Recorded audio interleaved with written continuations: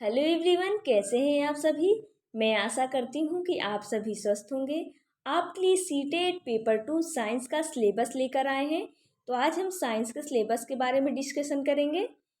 तो 150 नंबर का पेपर 2 भी होता है, यानी 30 नंबर की हमारी सीडीपी होती है, सीडीपी।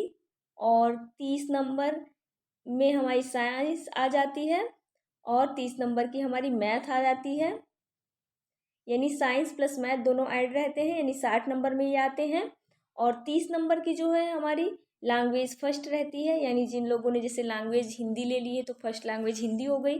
और 30 नंबर की हमारी लैंग्वेज सेकंड रहती है, यानी जिन लोगों ने सेकंड लैंग्वेज में इंग्लिश या संस्कृत या उर्दू कुछ भी ली हुई हो तो लैंग्वेज सेकंड हो जाएगी। इसी प्रकार तो यानी 30 30 30 30 30 ऐड करेंगे तो टोटल हमारे 150 मार्क्स के क्वेश्चन आएंगे, यानी हमारे टोटल क्वेश्चनों की संख्या कितनी रहेगी, 150 रहेगी।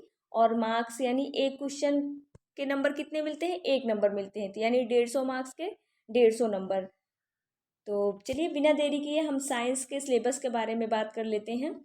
साइंस के सिलेबस में हमें बायोलॉजी से क्वेश्चन आते हैं और केमिस्ट्री और फिजिक्स से, और उसके बाद इन्वायरमेंटल स्टडी से कुछ जुड़े रहते हैं 3 टॉपिक्स।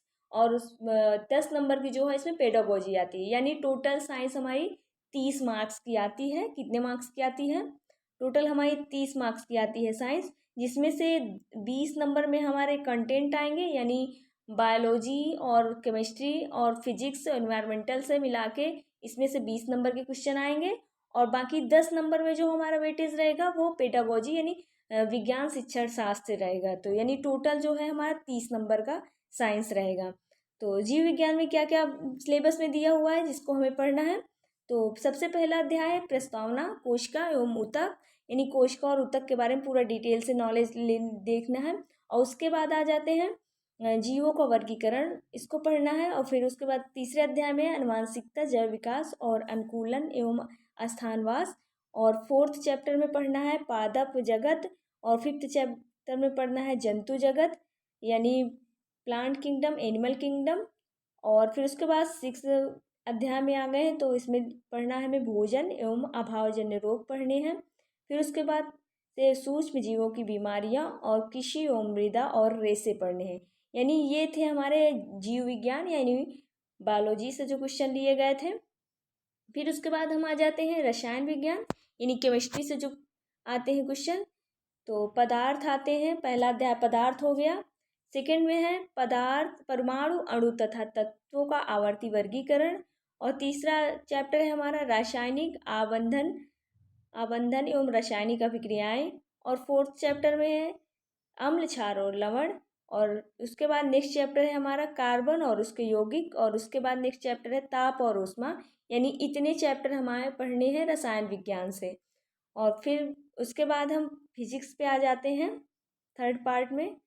तो फिजिक्स में हम पढ़ेंगे मापन एवं गति।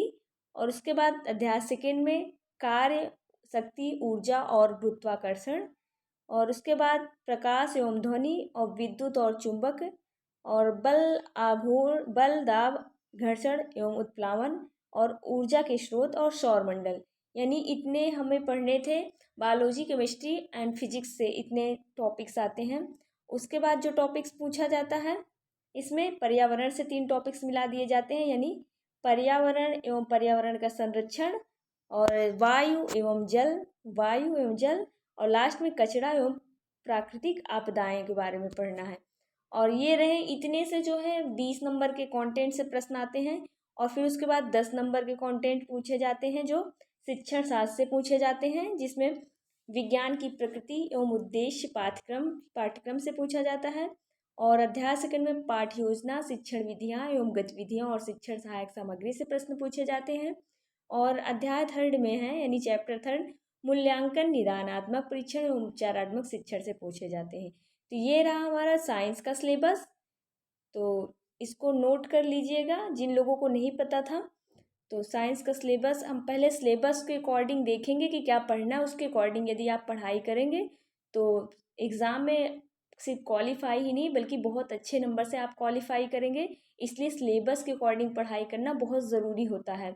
और बिना सिलेबस के अकॉर्डिंग ऐसे कुछ भी आप पढ़ते जाओगे, पता चला वो एग्ज़ाम में आना ही नहीं, तो फिर इससे अच्छा सिलेबस पहले देखो, उसके बाद कंटेंट पढ़ो। और हाँ, एनसीईआरटी कंटेंट से सारे क्वेश्चन ज़्यादातर सीटेड में आते हैं। एनसीईआरटी मोस्ट इंपॉर्टेंट रखती है, इसलिए आप साइंस का वेटेज हो या किसी चीज़ का वेटेज हो, आप एनसीईआरटी बुक से पढ़िए और फिर उसके बाद आप पीवाईक्यू लगाइए। और इसमें प्रीवियस ईयर बहुत मोस्ट इंपॉर्टेंट रखते हैं, क्योंकि इसमें जो क्वेश्चन है बहुत रिपीटेड आते हैं।